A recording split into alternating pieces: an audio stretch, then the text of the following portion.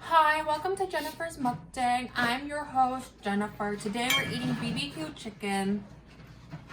She tastes peppery with some spice. It will make your taste buds go all around the town.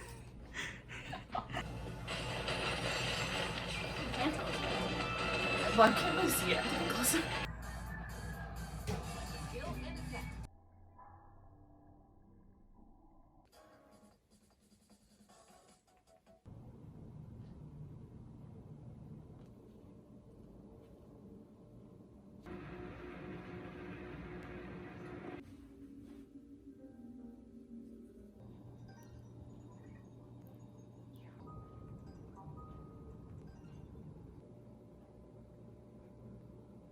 Friendly teachers always give out slow assignments, but as everyone knows, if you want to pass all your classes so you can get to a mouse and become president of a big international cheese and have millions of Julies in the bank, you must do your homework and study lazily. If you just sit around and farted, you won't get ahead in life. You must learn to pay attention to every gloomy thing your teacher says.